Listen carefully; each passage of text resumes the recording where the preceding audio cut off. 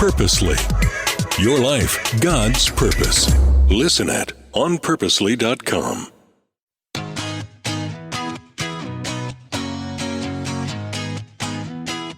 Today on the All Mom Does podcast, we are talking through seasons of life, things where things change, those times where you have maybe had one name or one role and then something gets added and then something changes again, and particularly those seasons of life where maybe it's something that you've never done before, but you certainly are walking into a new role that is very loaded with mythos and expectations and all kinds of stuff. That's the conversation that we're going to be having today with Barb and Stacy Reaoch. Thank you so much for joining me today. It's great to be with you, Julie.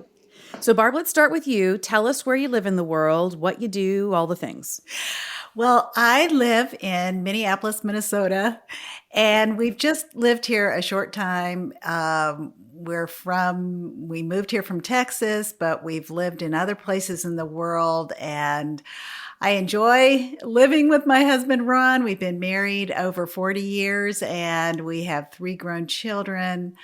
When we moved back from South Africa, we worked at Bible Study Fellowship for a number of years. So we're glad to be here in Minnesota, though. That's amazing. Stacy, how about you? Well, I am married to Barb's oldest son, Ben, and we've been married 22 years and have 4 kids that range from 19 down to 8.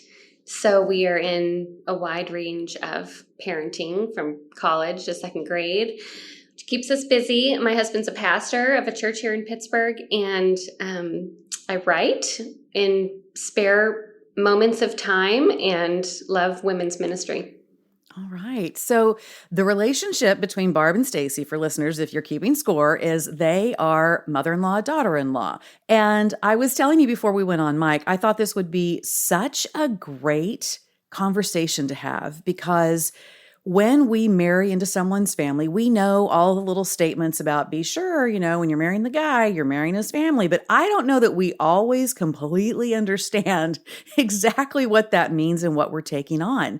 I fell in love with my in-laws. I actually have said before to people, I fell in love with my father-in-law first and figured out he was probably the best way to get to Mike, which is no shade thrown at Mike. Mike's like, I know, my dad was amazing. So I really adored my in-laws.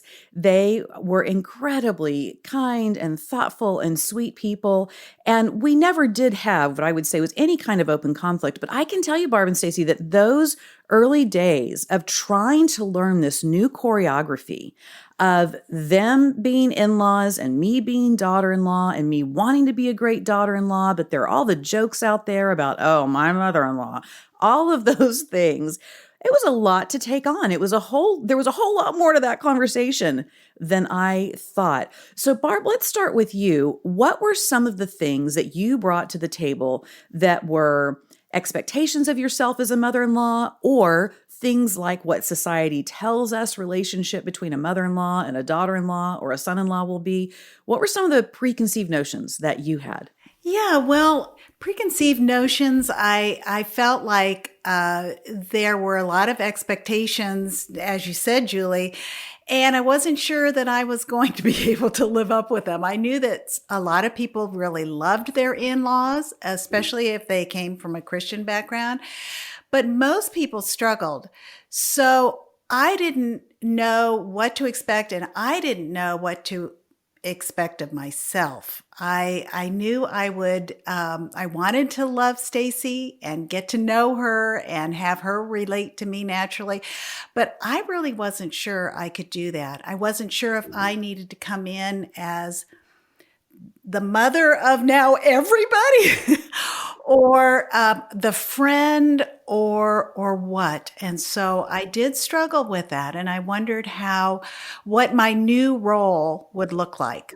Absolutely. Stacy, how was it for you becoming a daughter-in-law? What were you bringing to the table in that equation? Yeah, I think, it was an interesting time of life because, Ben and I had just graduated from college and, we're figuring out what we were going to be doing with our lives. And Barb and Ron were getting ready to move overseas to South Africa. So that really, put an interesting twist on things.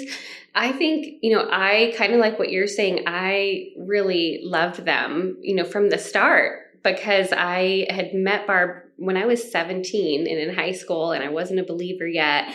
So God had really used them in my life to plant seeds of the gospel. So I wasn't worried thinking, oh, we're not going to get along. This is going to be really hard. But I think it's more, I didn't think about, intentionally needing to build a relationship, especially with them moving overseas. And this was, before the era of Zoom calls and text messages. Mm-hmm. And I think I just kind of underestimated what I needed to do to kind of initiate and really try to purposely build that relationship. Right, right. Barb, you've written about, and I think I love this transparency, because I think for a lot of people, this dynamic can exist, and it can be so subtle in some ways that we don't quite understand what it is.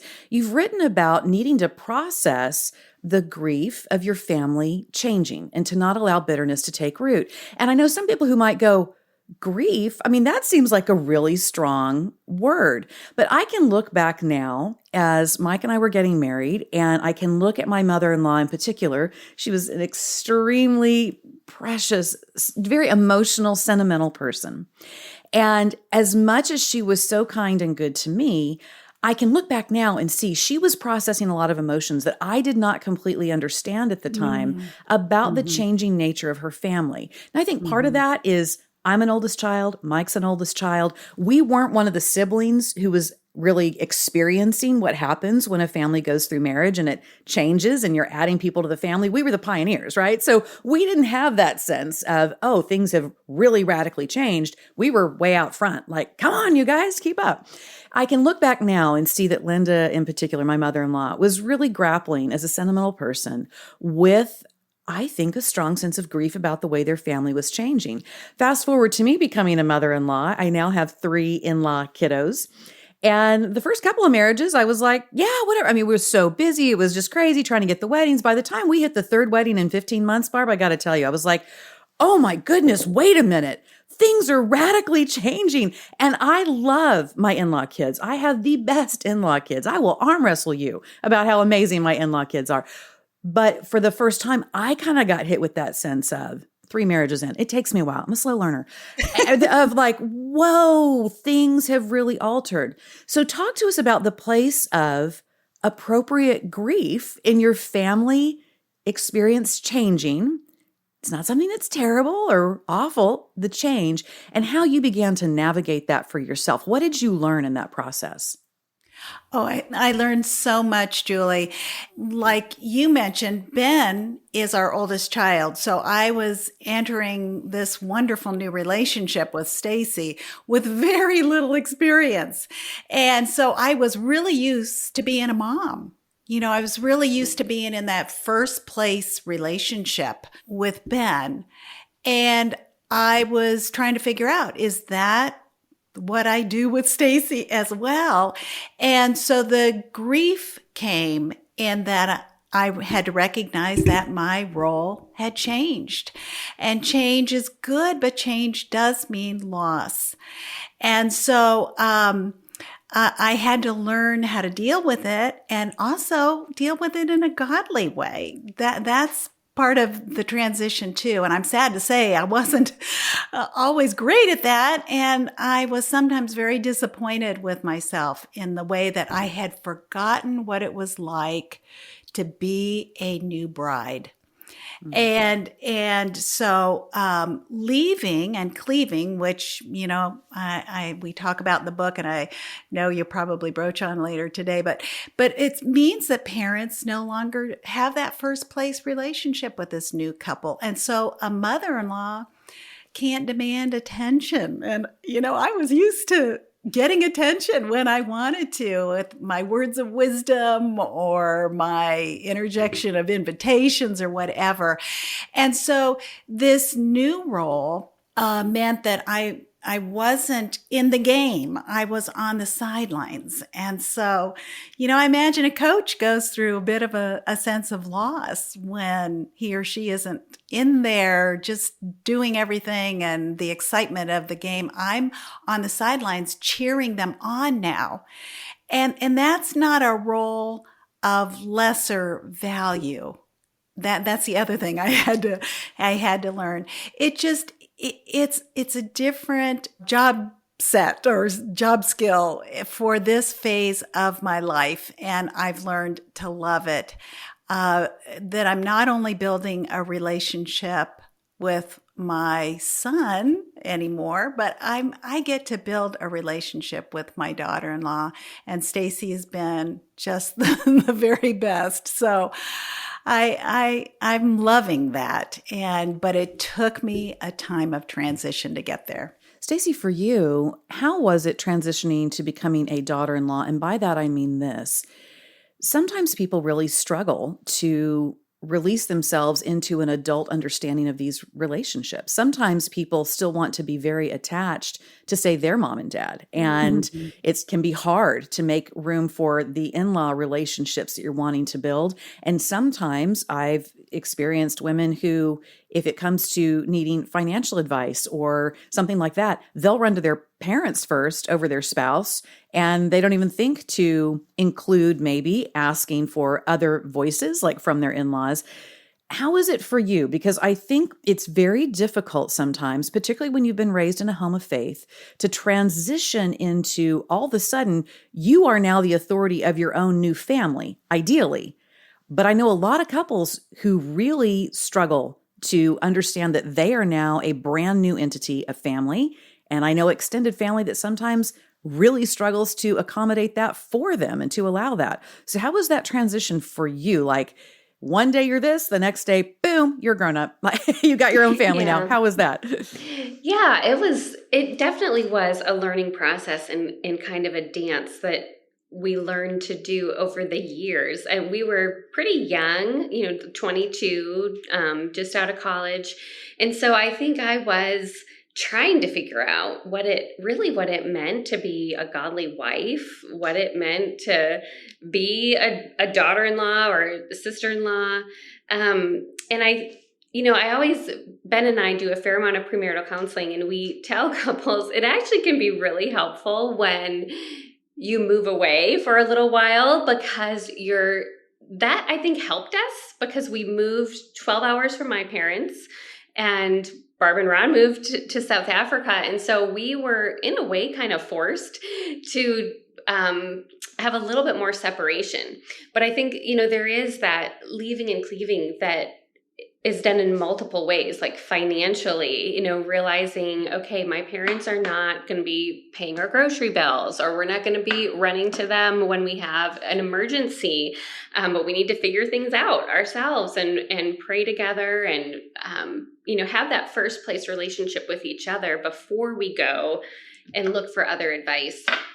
So I think, moving a little bit farther away actually helped, over time, our marriage strengthening and realizing, we go to each other and we go to the Lord before we go to our moms or our dads. Right.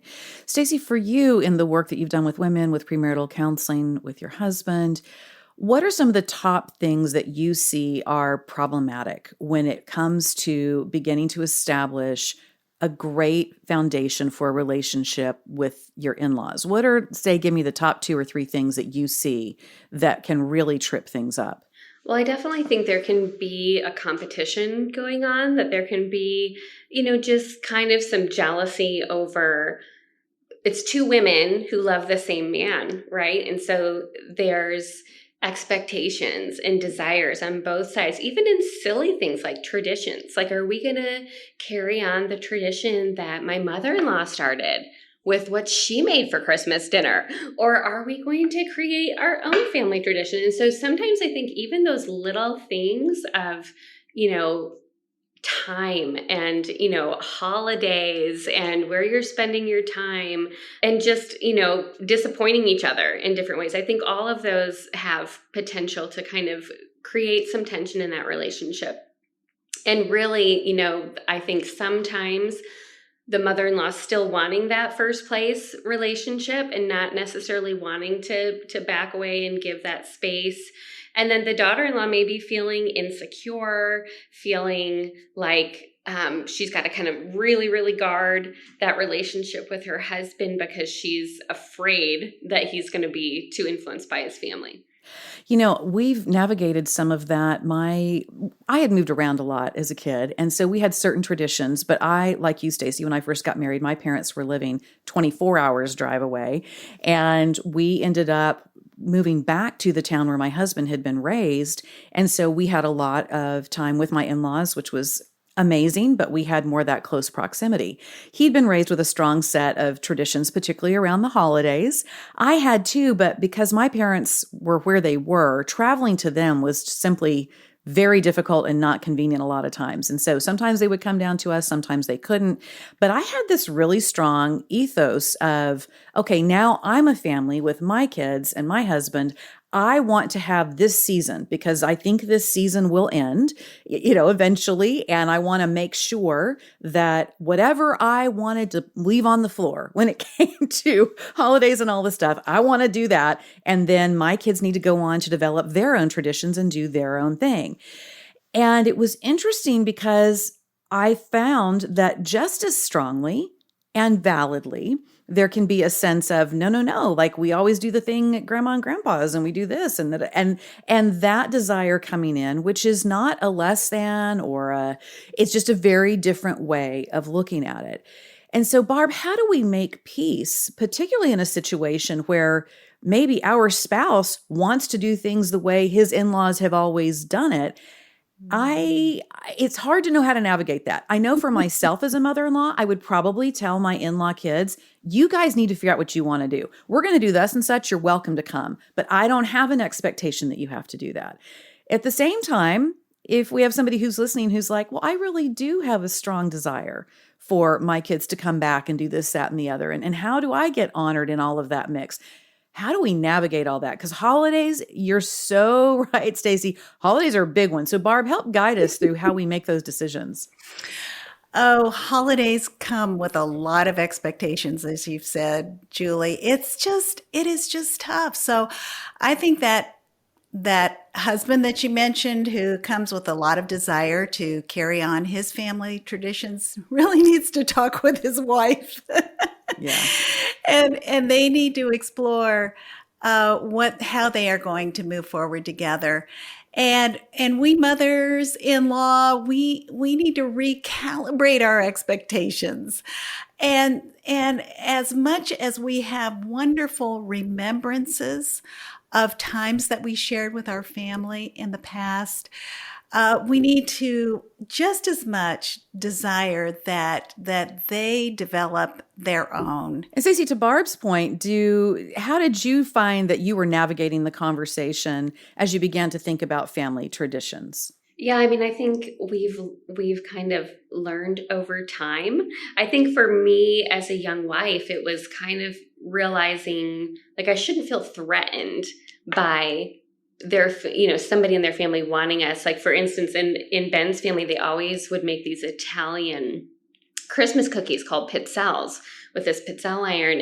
And I actually remember my brother-in-law bought us a pizzelle iron for Christmas, one of the first years we were married.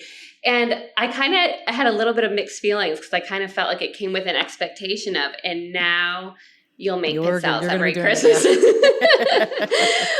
But the thing is, it has become a beautiful tradition that we carry on. And I have learned to really enjoy it. And every year we get out the pizzelle iron and make the pizzelles and package them up just like my husband's family did. But I think, I had to kind of get over my own insecurity of they just want me to do this. I have to do this, but this is a way to honor my husband's family and to honor him and something that he's always loved doing. Right. One thing that I have recently begun to think about when it comes to holiday traditions and this blending of families and encouraging my adult kids and their marriages to go do their thing, but also wanting to have some kind of broader family connection is what I would call transportable family traditions, meaning little things that maybe they can do whether they're with us or not. Because we had our first Christmas with one of my daughters going with her husband to go see his family outside of Boston. And it was like, oh, we're here. Wow, how did we get here so fast? And that idea of, hey, take this little, here's a thought, take this with you, or here's a little something we can do. In my husband's family, they had something really funny they did. They would call each other 2 days before Christmas and say, Christmas Eve gift. I still don't know what that means. And they would call each other on Christmas Eve and say, Christmas Eve gift. So no matter what was going on and what the flow was going to be for the holidays, there was this funny phone call that you would get that was part of the experience that helped connect. So it was like a transportable kind of tradition. Now, Barb and Stacey, we've been talking about, for all of us, the in-law relationships have been sweet and seems to be cooperation and there are still emotions to process and ideas that we need to work through, but it feels like everybody's trying to row somewhat of the same direction. However, I know I've got listeners out there who are like, but you guys just don't even know. You've never met my mother-in-law. You've never met my daughter-in-law. This was somebody who came in with an intention to completely disrupt, or somebody who came in with an intention to control. Barb, talk to us about when those in-law relationships, you're not just starting from a place of, wow, what are my emotions like? And this is a big transition in my life. And what's the kind of mother-in-law or daughter-in-law I want to be? When you're actually dealing with a situation that is riddled with conflict and riddled with a lot of agenda. What do we do? Barb, give us some ideas from the mother-in-law standpoint if you find yourself not liking an in-law coming into the family and maybe not liking them for good reason. And then Stacy will bop over to you and ask you about the in-law in the other direction. And sadly, this happens. And Stacy and I have talked with a lot of daughters-in-law and mothers-in-law who are grappling with very difficult feelings and wishing things were different and wanting to know how do I navigate through this tough time. So for mothers-in-law, I would say just settle in your mind a few things that will help you in this relationship. And one is to remember that your daughter-in-law is your family. Now, she is in your family, and let her know that. Commit to love her as you love your son and your other children.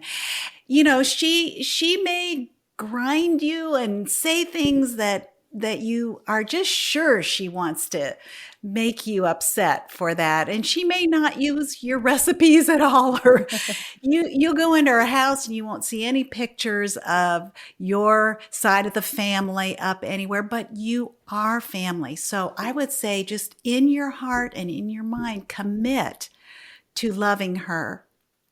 And then remember, very helpful to remember that your greatest goal is to encourage the marriage relationship between your daughter-in-law and your son. So, then you're kind of taking yourself out of the relationship side of the things. Sure, you're going to be disappointed. You're going to have challenges, and it may be the hardest thing you've ever done. But keep up there that your role as the sideline cheering her on is to encourage the marriage.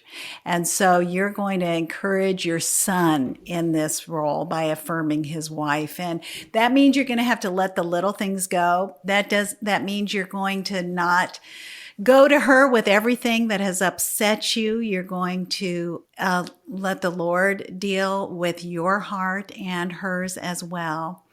Remember how long it took you to feel secure in your role as a wife, and give her space and give her time. And lastly, I would just say, consider the differences as a gift instead of a threat. She is a different person. Your son loves her. And so she's a pretty special gal. And And she may speak differently than you. She's going to be in a different generation than you are. So you may not know how to connect with her in all the ways that you connect with other people in your life. But those differences are a gift. Instead of trying to cling to what you knew, freely broaden your circle of love and understanding so that you can learn from her different opinions and perspectives. You don't have to reject that, and you don't have to, by your rejection, judge that. Approach it with, what am I going to learn from this? And how can I know the heart of my daughter-in-law so that I learn to speak into her heart with God's love? Beautiful. Stacy, what about you as a daughter-in-law? How do you counsel people who find themselves where they feel like they have really good intentions in connecting with their in-laws, and yet they find that there seem to be these barriers up? Like, no, you're the in-law, you're not our kid, whatever the thing is. How do you help people navigate that kind of scenario? Yeah, well, I think it can be a natural reaction to just want to quit and to just say, it's not worth it. I've tried and she's not receptive. So we're going to go live our own life, and we'll see them as little as possible and communicate as little as possible. But, I would encourage them to look to the example of Christ, of how he pursues us and how he pursued us and loved us when we were his enemies and sacrificially loved us. And so I think, by his grace, we can keep moving toward our in-law, even when they seem unloving or uncaring. And that does take the grace of God to not give up and to keep moving toward them. And so I think, there can be simple things such as dropping a card in the mail that you're thinking about her, sending her a text, inviting her to come to your child's soccer game that afternoon. I think there's just different little ways that we can say, hey, I still love you. I care about you. I want you in our family's life. But I know also that there can be things that are bigger or that can feel like, okay, this is just full on conflict and full on attack or whatever. So I think, in those situations, you want to, go through that process of, look at your own heart, take the log out of your own eye before you go to, take the speck out of her eye.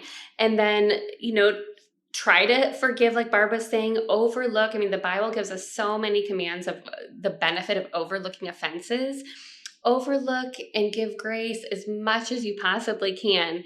But if there are things that you feel like, okay, this is a repeated pattern of sin or a repeated hurt in our life, that's when you do need to, go to her directly. And I would say with your husband, because things are going to be received better by the natural born son, than the in-law. So let him be a part of it. Let him lead in initiating those hard conversations, but talk about it. Talk about whatever has happened that has caused a wall to go up, and then be willing to own up to your own part and be willing to forgive freely and not hold it against her and move forward in love. And there are those situations, you're right, where you try to engage all of the appropriate ways of making someone feel that they are embraced and loved, that you try to do the different things. And sometimes there are situations where godly boundaries have to come into play. There are great resources to check out for that kind of extreme situation where all of a sudden it's like, okay, we're going to have to really think through how much contact and when. But I do think that hopefully before anything would come to that place or that point, that people would begin to engage the really beautiful wisdom you have about, hey, these are ways in which we can walk together in building the next chapter of family life, because there is so much in scripture about mother-in-laws and daughter-in-laws and the way they interact and the way that they can bless one another. And there are also places where we learn some lessons about, as you have both been saying, Leave and Cleave is really important to find that new dance about how to be the best in-law to one another that we can be a huge part of the ministry to our family and the legacy that we get to leave when we show how to do that well. So I'm so excited that you have worked together on a project that you have put together for listeners. Making Room for Her is the new book that is coming out that you guys are going to be talking about with both here and I'm hoping a lot of other places to help women find the best way to interact in this new version of family as in-laws. Barb and Stacy, where can listeners reach out to find out more about the book and more about both of you and the ministry that you both do? Well, my website is a good place to find out more about me personally and the other books I've written, and that's barbarareaoch.com. And I love to write family devotion material. And so you'll see a number of books that fall into that line. And this book with Stacy is the first book on this line that I've written. So that's kind of exciting too. And I would say that your listeners can easily find Making Room for Her on Amazon. Right. Great place. And Stacy, where can listeners find you? Yeah, my website, stacyreaoch.com, has most of my articles and another book that I wrote before this one, a lot of Christian living type things, and Instagram at Stacy Reaoch or Facebook. All right, Barb and Stacy Reaoch, mother-in-law, daughter-in-law, so many great thoughts and such a fresh perspective on building strong relationships between mothers-in-laws and daughters-in-laws. Thanks so much for being with me today. Thanks, Julie. Thanks for having us.